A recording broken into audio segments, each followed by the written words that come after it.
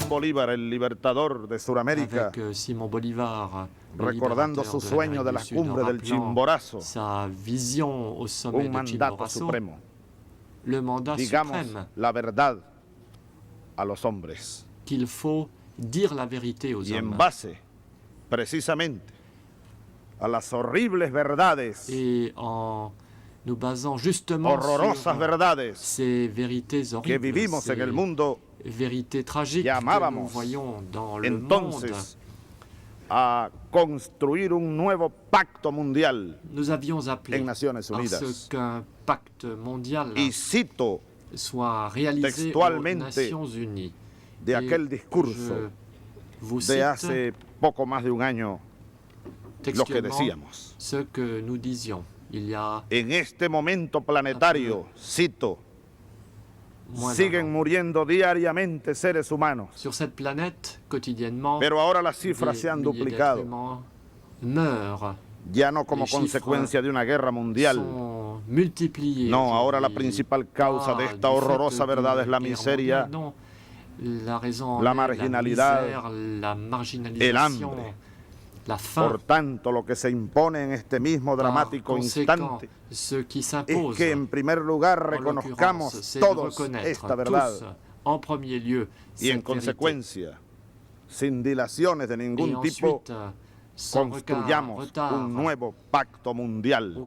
pour Nosotros trouver la desde justice et Venezuela la paix. creemos Nous, que hay que revisar el Vénézuéliens, mundo pensons qu'il faut Completo. revoir le monde complètement. con una gran lupa, Il faut le regarder una à la loupe, poderosísima lupa. avec Porque el une mundo ha très venido muy forte mal. loupe, car El mundo ha le venido dando monde tumbos a de errores en errores.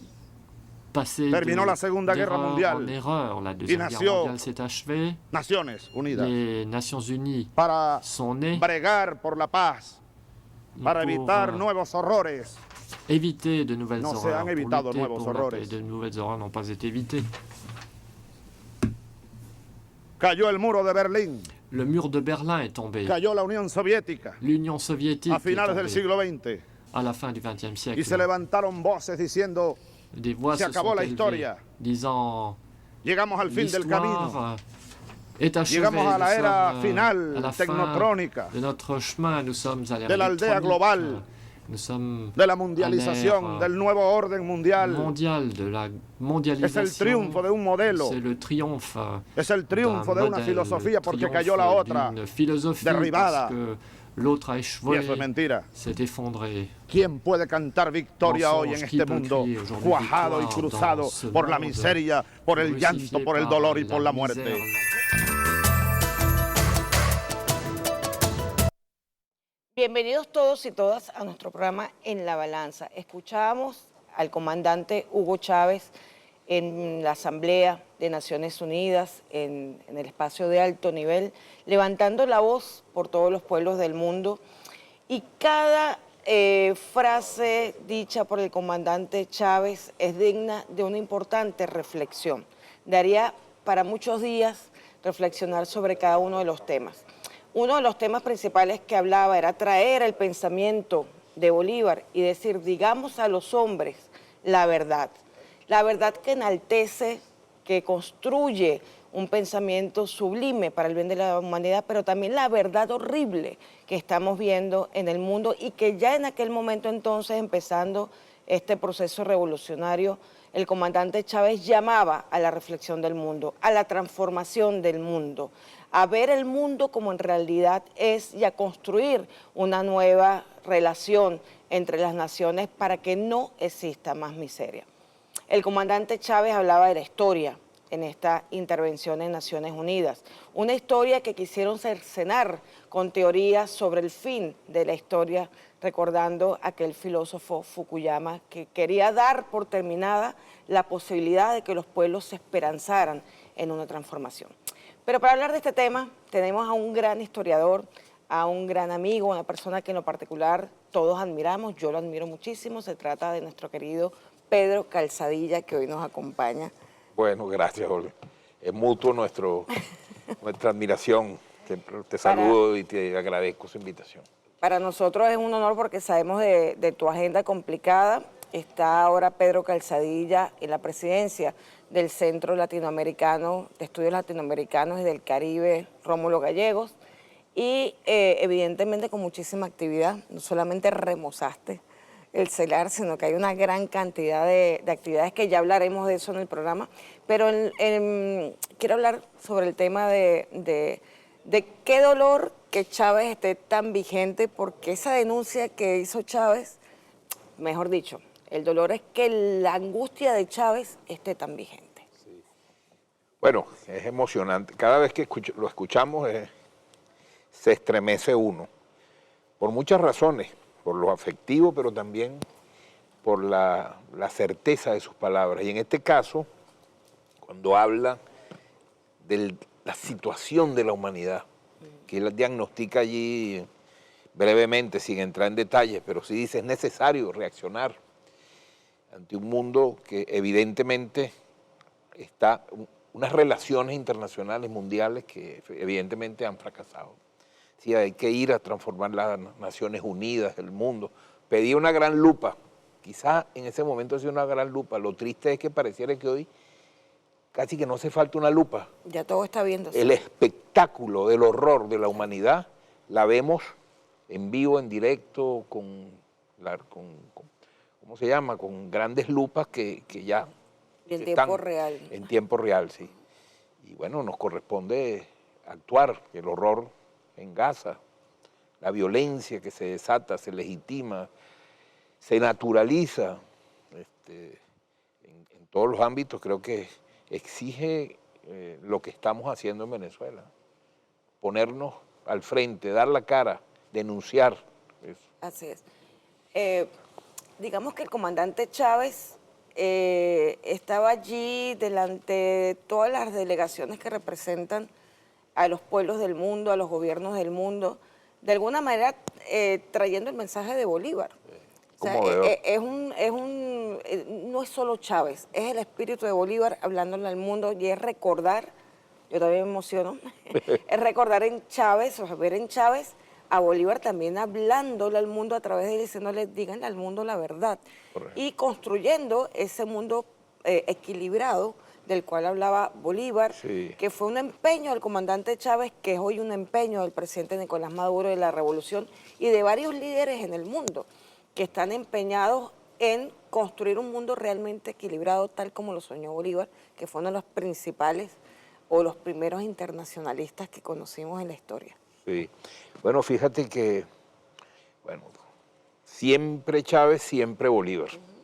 Cada vez que Chávez se paró en ese escenario, en Naciones Unidas, siempre fue abrazado al libertador. Y no podía ser de otra manera. Tú tienes aquí la Constitución, permíteme que la muestre. Bolivariana. Esto no es un invento esto no fue un invento de un partido político. Ya en el año 47 hay una Constitución que menciona la raíz bolivariana del pueblo venezolano como constitución identitaria. Así es. Y lo más importante, como esperanza de los pueblos, de los humildes del continente. Entonces, cuando vemos a Chávez allí mencionando a Bolívar, no está mencionando simplemente de pasada, lo que pasa es que a veces podemos naturalizar la presencia de Bolívar. Cuando él lo hace, está trayendo evoca un poderoso símbolo que significa muchísimo para los pueblos del continente. No por casualidad, nosotros hemos visto, bueno, no solo al presidente Nicolás Maduro en la actualidad, que cada vez que aparece también, aparece con la Carta de Jamaica, aparece con el discurso de Angostura, con los grandes textos, con las ideas, con la inspiración. Yo no sé si recuerdas, hace poco, cuando hace unos años atrás era presidente López Obrador de México, cuando instaló la reunión de la CELAC, escogió el 24 de julio, el día del natalicio de Bolívar, y cuando salió para dar la rueda de prensa tenía atrás la imagen del libertador y lo mencionó. El presidente Petro, cuando toma posesión, pide que esté allí la espada de Bolívar. Bueno, y ahora recientemente ha vuelto a mencionar, ha dicho con claridad, los hijos de Bolívar no se arrodillan. Los pueblos que somos hijos de Bolívar no se arrodillan. Entonces, es un valor que nosotros traemos en la sangre. O sea, no es que nos aprendimos una cosa en un libro y nos lo estudiamos. No, es una fuerza que nos constituye como pueblo. No en balde, eso está fuera de la frontera, porque es que Bolívar se fue por el continente a llevar un proyecto, ejércitos enteros venezolanos y venezolanas fueron a otros lugares, a lo que es hoy Colombia, a lo que es hoy Bolivia, a lo que es hoy Panamá, Perú, llegaron hasta el sur, Perú, Bolivia. Este año, por cierto, Bolivia cumplió 200 años de fundada. ¿Por quiénes? Por venezolanos, Bolívar, Sucre. Se fundaron las repúblicas, se liberaron esos pueblos. ¿Y qué hicieron esos ejércitos? Venezolanos y venezolanas regresaron a Venezuela. No se quedaron, no impusieron, no ocuparon.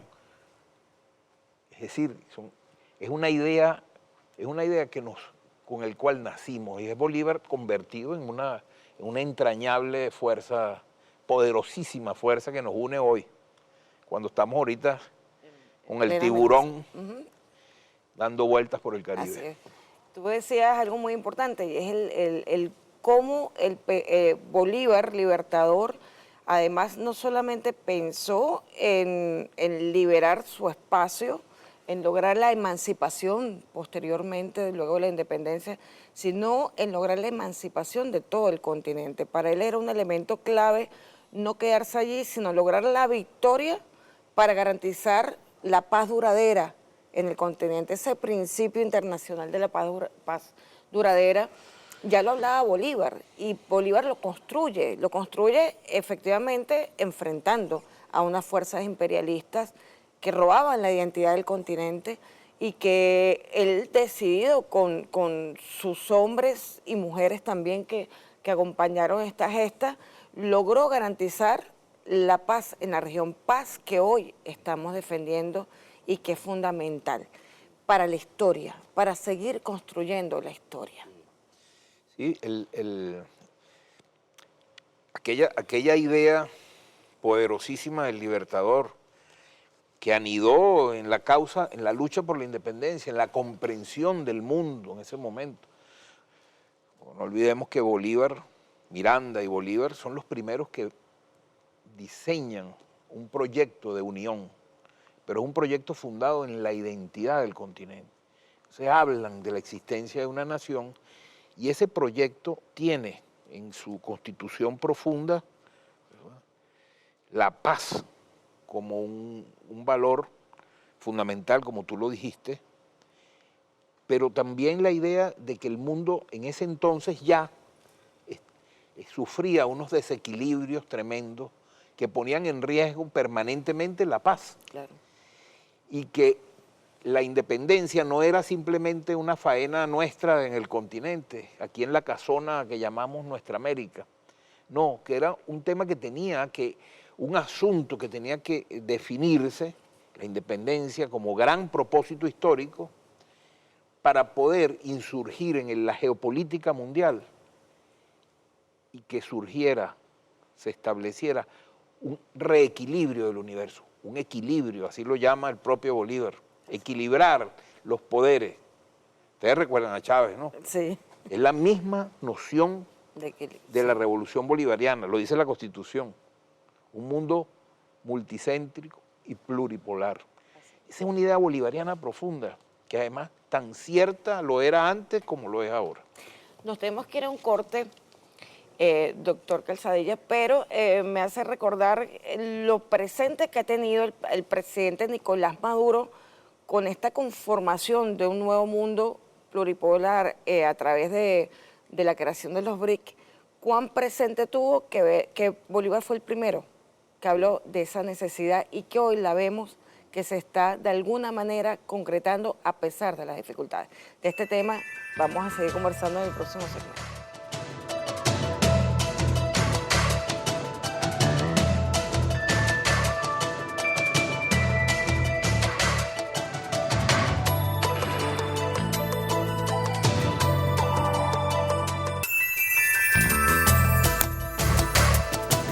Venezuela le habla al mundo con la verdad. A lo largo de 5 siglos, la historia de nuestra patria ha estado marcada por una idea esencial: alcanzar una sociedad donde reinen la igualdad, la justicia y la libertad. Fue Simón Bolívar, el más grande hombre nacido en tierras americanas, quien, con su palabra y su obra, universalizó el espíritu y el sentir latinoamericano y caribeño. El ideal de que el mundo debe vivir en equilibrio, de que toda lucha por una mejor sociedad debe tener como puerto, como destino final, la paz. Señor presidente, en estas tempranas décadas del siglo XXI hemos conocido las falsas y vulgares justificaciones para invadir a nuestra hermana Irak. Hemos presenciado el bombardeo y la destrucción de Libia y la invasión durante 20 años de Afganistán. La agresión de los poderes globales no ha cesado ni un instante. Y así, hace poco, vimos bombardear de manera artera y criminal a la pacífica República Islámica de Irán. Hoy, la agresión apunta a Venezuela, un país pacífico y solidario. Como a Venezuela no se le puede acusar de tener armas de destrucción masivas o armas nucleares, hoy inventan vulgares y perversas mentiras que nadie cree, ni en Estados Unidos ni en el mundo, para justificar una millonaria amenaza militar atroz, extravagante e inmoral. Venezuela hoy ratifica su vocación bolivariana de paz, de autodeterminación, y asume plenamente, con base a la Carta de las Naciones Unidas, su derecho a defender su soberanía y a defender la paz del Caribe y de toda Sudamérica. Venezuela forma parte del nuevo mundo pluripolar que ha nacido.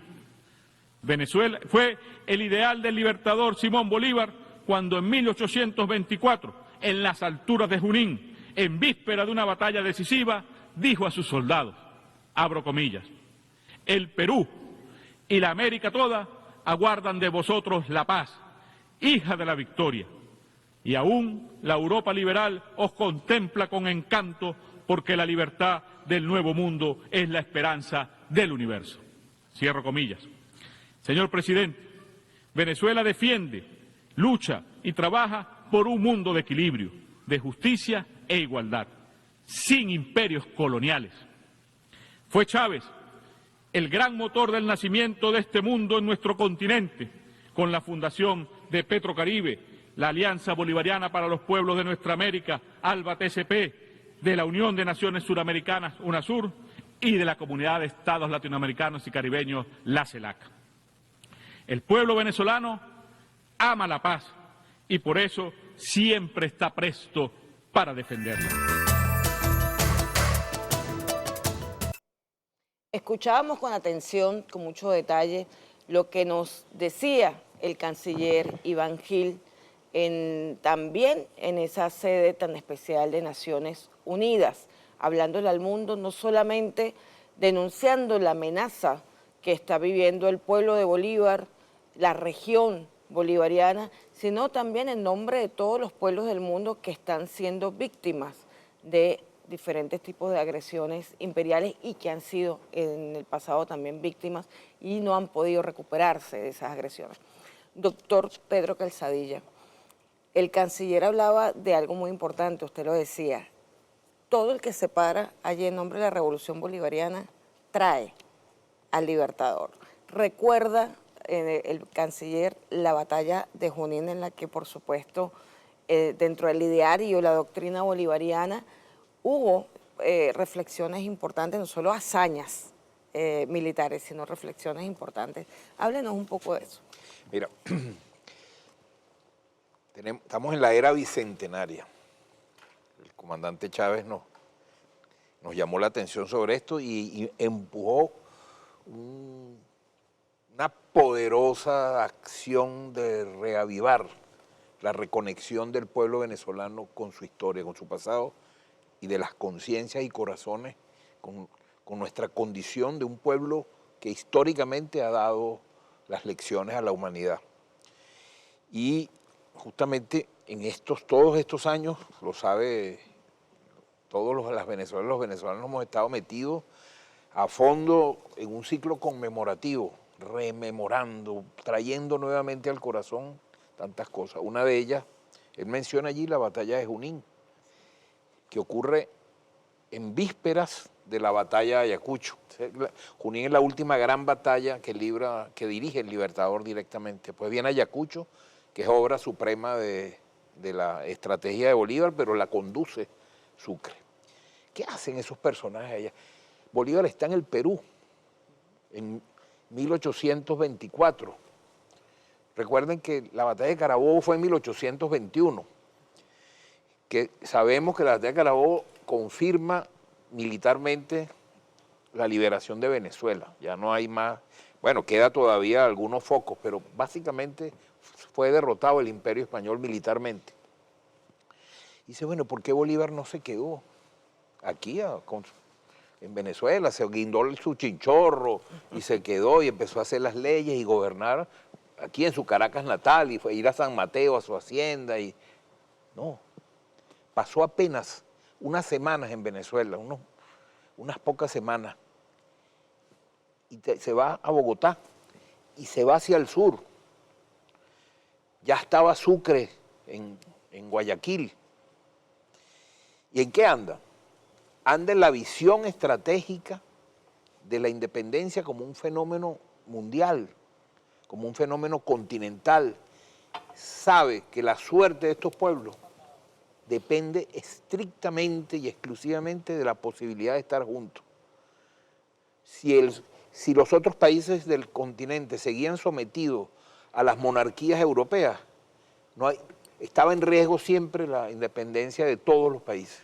Por eso, él sabe que le corresponde para poder hacer buena el proyecto de la emancipación, de la liberación de estos pueblos, de las repúblicas radicales que él tenía ya fundado, tenía que liberar. Por eso se va al sur, por eso se va, está en Perú, funda Bolivia, imagínense. Bolivia, ¿por qué se llama Bolivia? Bolivia es un homenaje a su nombre. Cuando nació, el primer nombre que se le pone es República de Bolívar. Y después... Él usó eso, dijo que sí, no merecía tal honor. Exacto, es Bolivia. Entonces estamos en una dimensión, por eso es que la importancia de tener claro esto, que nosotros hoy, que estamos parados seguimos parados frente al primer imperio y la primera máquina de destrucción que tiene el planeta hoy, que es el imperio estadounidense. Nosotros no podemos perder de vista que quienes nos antecedieron, nuestros abuelos y abuelas, porque es así, tatarabuelos, bisabuelos, no te creas que es mucho, no es muy lejos. Chávez lo decía, bueno, en una reunión me acuerdo que él planteaba allí, a veces hablamos de la historia, hablamos de Bolívar y pareciera que es una cosa que... Hace nada. No, son los abuelos de los abuelos de los abuelos nuestros, los que hicieron la independencia. Eso está allí, son apenas unas generaciones. Si las pudiéramos hacer pruebas de ADN a los restos que conseguimos de quienes combatieron, verían que son los nuestros. Entonces, esa genética que está allí, esa fuerza, nosotros tenemos que tenerla como convicción. Yo estoy seguro que esa es la principal herramienta que nos ha permitido a nosotros seguir en pie y ahora con más fuerza enfrentando todo lo que hemos enfrentado. Los periodos más difíciles de esta guerra que comenzó hace tiempo, ya hemos pasado por etapas terribles, la guerra económica, la guerra cognitiva, la guerra diplomática, la persecución, todo eso que nos han desencadenado. ¿Con qué lo hemos resistido? ¿Con qué? Con la identidad. Y con Exacto. Conciencia, identidad, el principal escudo de un pueblo. Por ahí leí a Néstor Cohen que decía que él había leído en unos informes de la CIA, el Departamento de Estado, que ponían el diagnóstico de América Latina hace un par de décadas como un problema para el país, las ideas y el ejemplo histórico de Bolívar.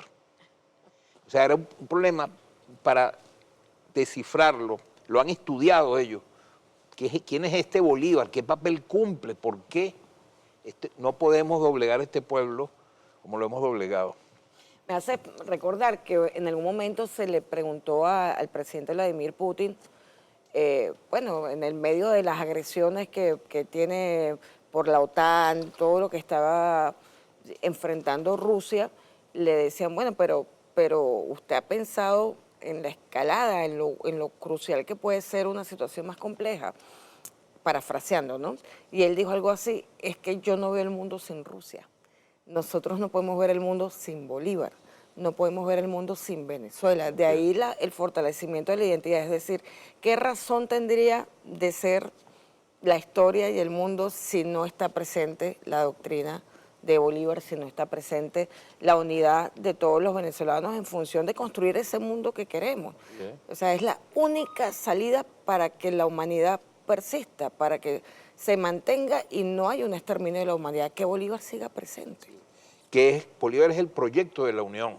Así Es la unión por sobre todas las cosas. Por cierto, aprovecho de recordarlo aquí en este espacio. El año que viene se cumplen 200 años, es el bicentenario de nada más y nada menos el Congreso de Panamá. Y también de Bolivia. Sí, también. ya Bolivia la estamos celebrando. Sí, la estamos celebrando y se empata. Porque cuando Bolívar está ya a los días de haberse confirmado la batalla de Ayacucho en el año 24, Bolívar ya convoca por primera vez al Congreso de Panamá. Es decir, él está jugando un tablero continental, está peleando en Perú, está pendiente de Venezuela, anda viendo cómo hace para liberar Cuba y Puerto Rico, que seguía todavía bajo control español. Está pensando en Panamá, que ya sabe que por ahí se puede hacer un canal. Está creando Bolivia y está ya montando el Congreso de Panamá, que es el gran proyecto para unir políticamente todas las repúblicas que se han ido fundando. Es decir, es una cosa maravillosa. Yo estoy convencido que más allá de las diferencias en las orientaciones políticas que puedan tener y las diferencias que puedan tener los gobiernos actualmente, creo que vamos a terminar el año que viene celebrando unidos el Congreso de Panamá. Tengo no un optimismo desarraigado de la realidad, pero veo a los pueblos despiertos y veo a los gobiernos obligados a responderle a sus pueblos. No es fácil lo que tienen, lo que a veces se puede percibir, como no, ganó la derecha por aquí, por allá, vamos retrocediendo. No, yo creo que la historia ha ido consolidando una tendencia histórica, más allá que eventualmente hayan, como siempre ha habido en la historia, avances y retrocesos. No hay ningún proceso que vaya linealmente avanzando. Ciertamente estamos en un momento que es extraordinario porque independientemente del momento difícil, como bien lo ha dicho, hemos pasado muchas agresiones sistemáticas. Esta es quizás la más contundente porque es la agresión militar, la amenaza de una agresión militar en puertas que por supuesto eleva la alerta de todo el pueblo, la alerta del gobierno revolucionario y de todos los pueblos del Caribe, porque todos estamos en alerta, porque Venezuela no sería la única nación que resistiría la agresión. O sea, esto sería, como dicen incluso algunos voceros estadounidenses, dentro del propio Estados Unidos sería una guerra sin fin. O sea, enfrentarse a los hijos de Bolívar implica una situación sin final que difícilmente ellos estén dispuestos a lidiar. Sería mucho el costo. Pero en nuestro Caribe ya hay una alerta. O sea, los pueblos del Caribe, los pueblos de Latinoamérica están claros quién es la amenaza, quién la está representando y cuál es la verdad. Porque incluso, perdón, doctor, el tema de esta farsa sobre el narcotráfico que incluso si no fuera tan peligroso, lo decía la semana pasada con el padre de Numa, si no fuera tan peligroso es hasta ridículo. O sea, todos los informes, sus propios informes en el Departamento de Estado, hablan de que Venezuela no tiene cultivos, no tiene nada que ver. No figura para este tema, para nada. pero ciertamente eso ha despertado tanto que al propio Petro, que en algún momento el presidente Petro estuvo con una posición que no era objetiva, a nuestro entender, en muchos aspectos, ahora le cayó la locha, como decimos por ahí. Sí, sí, no, la estimulante, bueno, yo creo que el presidente Petro en Naciones Unidas libró por todo, como decimos Sí. en criollo, cuando uno juega al escondido, que el último que va dice 1, 2, 3, libro por todo. Sí. Creo que eso era lo que queríamos decir millones y millones en el mundo, porque ahí habló no solo por América Latina, sino por el mundo. Lo dijo además con voz clara, alta, inteligible, sin ambaje, con nitidez, en la mejor tradición chavista. Así es. Es decir, huele a azufre y este discurso, como otros que ha dado también el presidente Maduro, incluso cuando era canciller, cuando tuvo que enfrentar al imperialismo en los foros internacionales. Es decir, ¿qué está pasando? O sea, eso era inimaginable hace unas décadas atrás, que un país latinoamericano, excepto Cuba, solamente vimos al Che Guevara y a Fidel alzarse. Hoy en día los pueblos y gobiernos del mundo hablan en voz alta. Algunos siguen gobiernos lacayos y sumisos que pasarán a la historia, al basurero de la historia. Así es.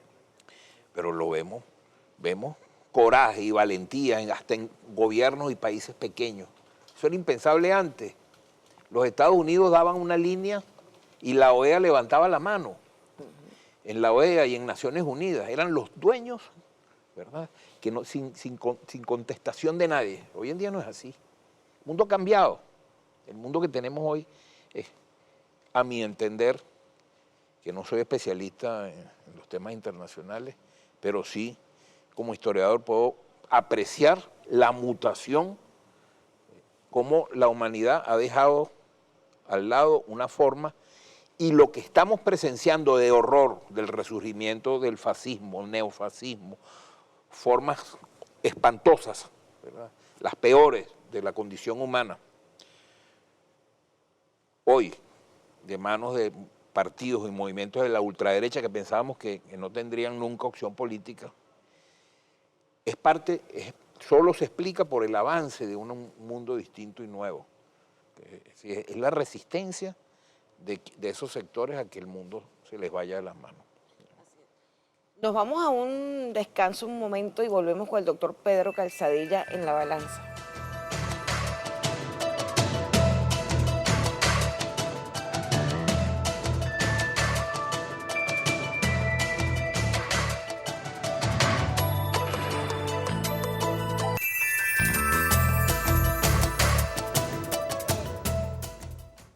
Seguimos en La Balanza conversando con el doctor Pedro Calzadilla, historiador reconocido, además escritor y presidente del Centro Latinoamericano de Estudios Latinoamericanos del Caribe, Rómulo Gallegos. Como decía Lee Primera, hagamos la historia y que otros la escriban en un mundo mejor. El CELAR se está orientando a apoyar que sigamos escribiendo. Estamos haciendo la historia.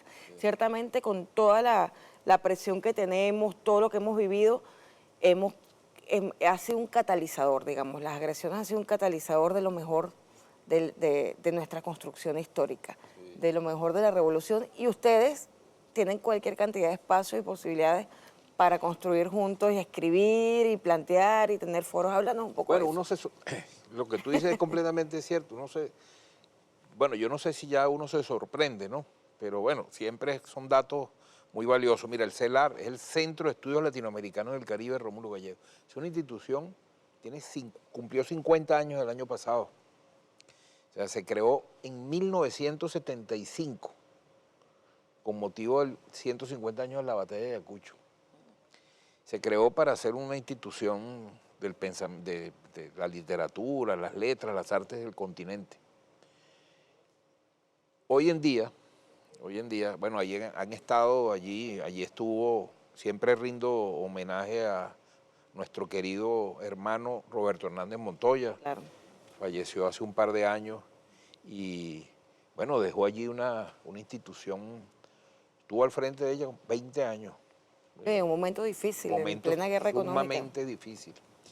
Y ahora tomamos la responsabilidad de continuar esa obra. ¿Tú sabes cuál es el gran objetivo de esa institución? Lo hemos caracterizado clarito. Su objetivo estratégico no es una institución cultural, no. Es trabajar por la unidad de nuestra América. O sea, sumar al gran esfuerzo colectivo que supone la construcción de una gran comunidad política, el afianzar todos los procesos identitarios del continente. Porque si bien lo hace desde el punto de vista diplomático, político, militar, económico, también lo hace en términos culturales, del trabajo, trabajo del pensamiento, de las ideas. Por eso, ese es el foco de eso. Y tiene que ser la gran casa de América Latina y el Caribe en nuestra América. Una institución que tú dices, bueno, pero bueno, ¿quién va a estar investigando y ocupándose ahorita de la literatura y la cultura si la gente, lo que estamos, no. Hicimos una convocatoria para proyectos de investigación sobre nuestra América en las artes y la literatura y se presentaron cerca de 200 proyectos. No pudimos seleccionarlos a todos, pero 65 proyectos están ahorita terminando su primera fase. Esos son alrededor de 80 investigadores e investigadoras en distintas áreas de las ciencias sociales. Qué bueno. Literatura, arte, humanidades, filosofía. Eso es un trabajo que hemos hecho conjuntamente con el FONACYT y el Ministerio de Ciencia y Tecnología, con la ministra Gabriela. Entonces, y el compañero, ¿cómo se llama? El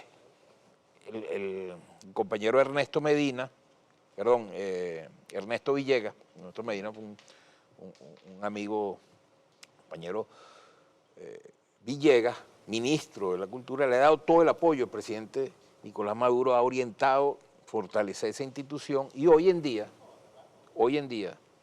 el CELAR tiene un programa de posgrado, estudios nuestroamericanos. Por cierto, ahorita está abierta la convocatoria a una nueva corte, ya se está en proceso de preinscripciones. Hay 80 y pico de estudiantes entre doctorado y maestría. Tú dices, bueno, pero ¿y de dónde sale esto? Bueno, esas son las reservas intelectuales, culturales, morales, éticas de un pueblo que en medio de todos los asedios que hemos tenido no se detiene. Cada vez que hacemos, ahorita convocamos al premio, hicimos la entrega del premio Rómulo Gallego de novela. Así es. Cerca de 500 novelas se postularon de todas partes del mundo, de España, de América, de novelas escritas en castellano. Tú dices, bueno, pero ¿y qué es esto? Y no hay que Venezuela es un país que está destruido y que hay un gobierno que nadie reconoce y que somos aquí unos bárbaros que nos estamos comiendo unos entre otros. No, cerca de 500 novelas en todo el continente. Ya entregamos el premio a un escritor argentino, Batista, extraordinario, Vicente Batista. Y acabamos de entregar el premio Libertador al Pensamiento Crítico a un compañero, un escritor cubano, un filósofo cubano, una extraordinaria obra sobre filosofía marxista, sobre el marxismo. Bueno, esos son indicadores maravillosos de un país que no se detiene y se equivoca quien piensa que aquí la gente lo que está es solamente buscando. Y lejos de no detenernos, doctor, quizás, porque uno pensaba, yo venía pensando en el camino, a veces la gente comenta, bueno, pero es que si la revolución no la dejan gobernar. No, la revolución ha gobernado en medio de las dificultades, pero ha gobernado con pies de plomo, ¿no? Pero efectivamente uno dice, bueno, pero si nos hubiesen dejado sin las medidas coercitivas, por supuesto que el pueblo estaría muy bien, en unas condiciones extraordinarias, pero no tendríamos el aprendizaje que hemos tenido con esta guerra económica. O sea, indiscutiblemente siempre es doloroso, pero de la crisis y el dolor hemos crecido y estamos en ofensiva. en ese sentido. Claro, siempre hay un saldo positivo de las adversidades. Y se ha dicho, bueno, siempre las adversidades crean desafíos y someten, ¿verdad?, a los individuos, a los pueblos, a las comunidades, a la exigencia de la creatividad, responder, porque la vida no se detiene. Porque tú no puedes decir, bueno, vista esta medida, yo me voy a acostar a dormir aquí y ya mañana veré, no. Están los hijos, está la familia, está la vida. Y hay sobre todo un proyecto, Olga. Un proyecto, o sea, nosotros hoy en día, Venezuela tiene un proyecto histórico y hay un pueblo comprometido con echar adelante un país. No es solamente en el canibalismo de la supervivencia individual, sino un proyecto para hacer cada día más justa, equilibrada, la mayor suma de felicidad posible, que es el proyecto histórico del Libertador, que es el nuestro, hoy recuperado por nosotros, está aquí, Así es. está aquí en la Constitución, Así es. la mayor suma de felicidad posible, que es nuestro gran horizonte estratégico, como pueblo, no como partido, no que si es el PSUV, que si es, no, como pueblo, sí. Y ahí venimos todos, ahí todos nos encontramos, más allá de diferencias regionales, religiosas, políticas.